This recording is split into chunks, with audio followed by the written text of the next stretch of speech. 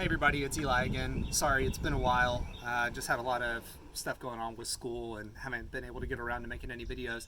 I know you've all been looking forward to seeing more stuff produced, so hopefully you'll get something out of this one. So this is part 2 of the core making, and specifically we're talking about making a double wrapped core for a quirt, but even through the end of this video is the process that I use for any type of core that I make so far. I haven't done any layered and stitched cores or anything like that, but for all of my single twist cores, double twist cores, or cores that are braided over with like a 4-strand, 6-strand, or 8-strand braid, this is the first step, and all the way through the end of this video is going to be the first step. It just depends on what length that you use. So for a quirt, I only need about 16 inches, and I think I mentioned that in the previous video.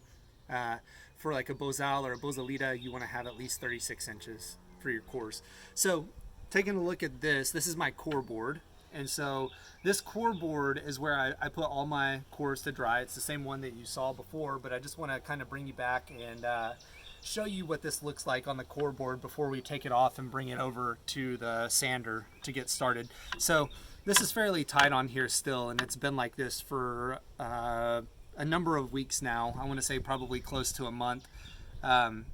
So these really only need to stay on here for probably about a week in my experience in a non-humid environment in order to dry out to the point where you can bring them and sand them and kind of continue on with the process. You'll hear some people say that they need to stay on there for a really long time, so for like months. And typically all my cores do stay on here until I get ready to use them. I don't take them off. I don't really need the space because I'm not doing that high of production, but I mean, an 8-foot 2x4 doesn't really cost that much, so it probably wouldn't be a bad idea to just grab another one and stretch more cores on it and then just leave them on here till you're ready to use them. So anyways, we'll go ahead and get started. So I'm just going to take this off here and we'll head over to the bench grinder.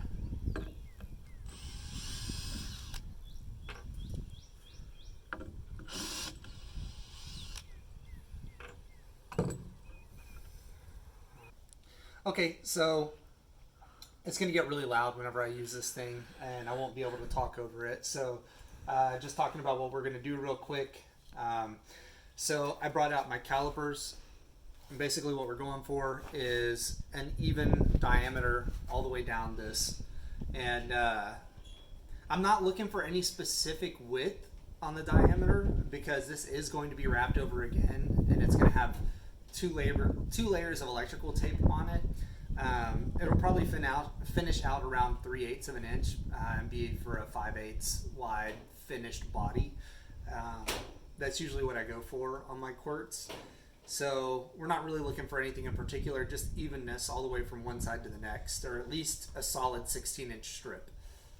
So this belt on my sander is 2-inch wide. I like this a lot for doing these cores and for shaping up a lot of my longer leather foundations on my work. Make sure that you have one that is fairly new and is not really worn down, because whenever they start getting worn down, you'll find yourself having to push harder and you'll get a lot of uneven spots. So we'll go ahead and get on with this.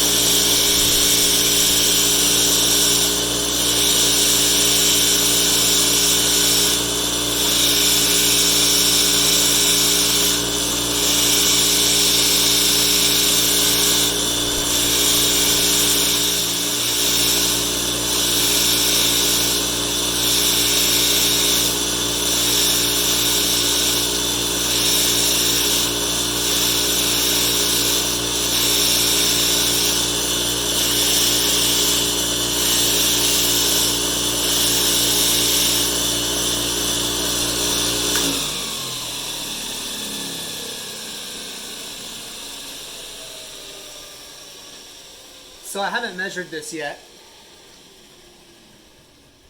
One sec. So I haven't measured this out yet or anything, but I wanted to point out a little bit of a difference. So in the very beginning, I said that we wanted a 16-inch section that is very consistent. So you look down here, and you might have to zoom in a little bit, but you can tell it kind of undulates. Like it's not really straight. And a lot of these ridges that I had overlap the other sections of the twist. And what will happen is you get these big troughs in here, and like over here, and then over here, and then you get these really high ridges and on the opposite side of those, and it becomes really, really, really difficult to get that all one consistent thickness without any of those little lumpy bumpies in there.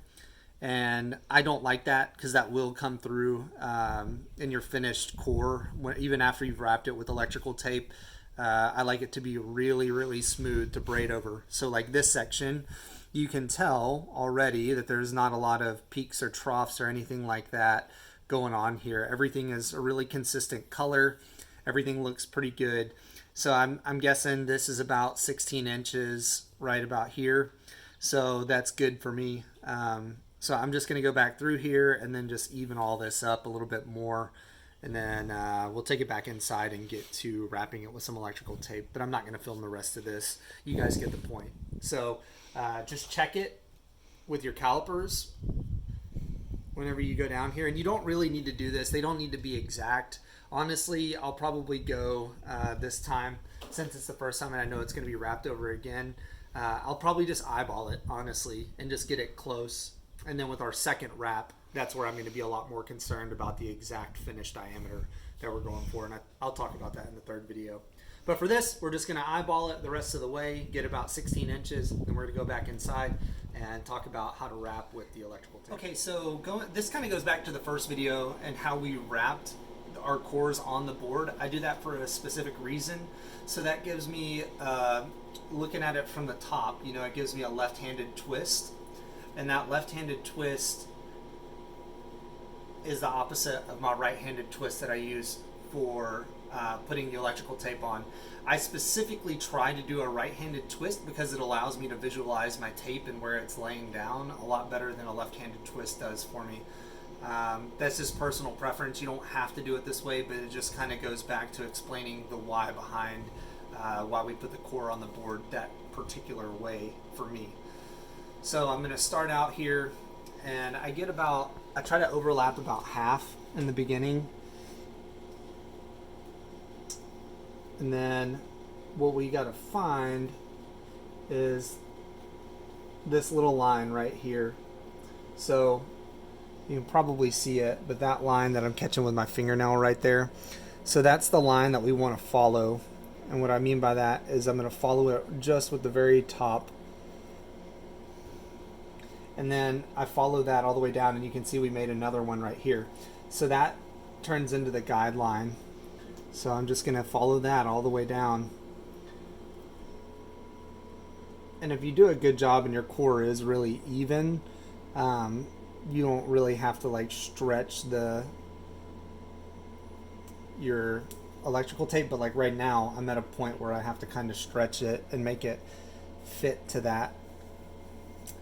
So I just do this because this, if you were able to put your fingers on this, you would realize that this is really smooth and it feels really, really nice. And so even though this is the first layer and it is going to get covered with another layer of rawhide and another layer of tape after this, I still try to do this as best I can, because it kind of goes back to that saying of how you do anything is how you do everything. It's good practice. So just really focus on doing this right every single time, and it'll really shine through in your work whenever your work is finished, because it does give you a really nice foundation to braid over. And this topic has been covered by a lot of different braiders over the years, but about cores and whether they should have electrical tape on them or not. And there are multiple different well, I guess there's two main thoughts to this, either yes or no. I think Bill Black and some of the other braiders that I know basically have the mentality of protect the core at all costs. So what they mean by that is you don't want a core to unravel on you, since these are twisted. You know, see it right here. If you twist these hard enough, they'll untwist on you. And by wrapping them the way that I am wrapping against that initial twist, it kind of prevents that untwisting as well. But if it gets wet, since it's not on a board, it will easily untwist. And so that's where the thought process of protect the core at all costs comes into play. I don't really have enough experience, honestly, with building a lot of cores different ways.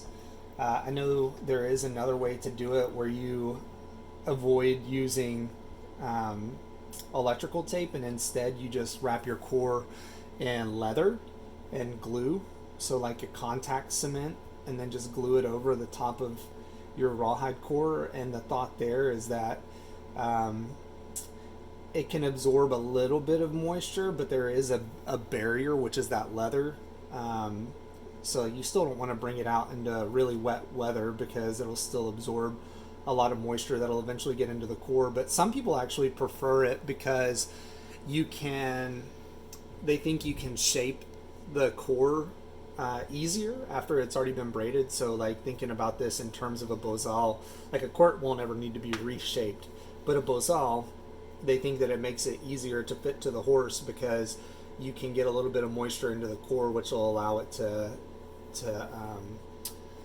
deform a little bit easier and form to a new shape.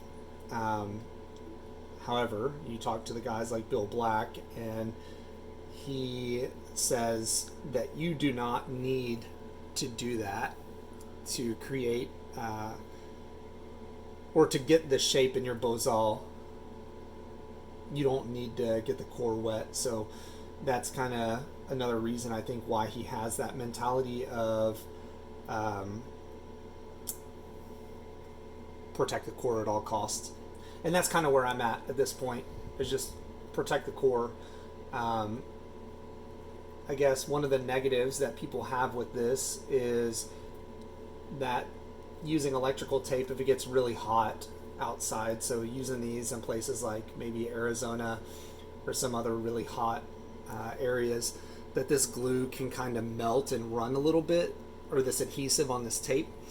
And whenever it does that, it can, I guess, kind of leak out onto the body strings and get tacky. And obviously that's not so great. But so we're getting close to being at 16 inches. I think I'm maybe down to here away or so. But so I've got some spots up here that I have a little ridge, and that's okay. I mean, it's not going to be perfect every time, but you can kind of tell with how my wraps were getting. I'd have like a really elongated wrap right here and then a really short one. If you run into that, it gets really difficult to follow that line down. And so I just kind of cheated a little bit to get myself back on track. And you can see down here my wraps are a lot more even. And so that's just ease of wrapping type thing. But I'm going to go on through here. And then once I get down to about 16 inches, I'll just cut the rest of this off here because we're not going to use it for anything. This turned out to be bad on my part, and that's what it'll look like if you don't get your wraps right and everything. If you don't do it at the right temper and everything, you'll end up with something like this. So this is a mistake on my part. This has nothing to do with the hide. This just has to do with how I wrapped it. So don't try to shortcut this and use this as a core. I would say this probably wouldn't make a good core because you're going to end up with some really thin sections and some really thick sections, and it's not going to have a consistent feel all the way through like what this part is up here. So, all right. I appreciate it, everybody.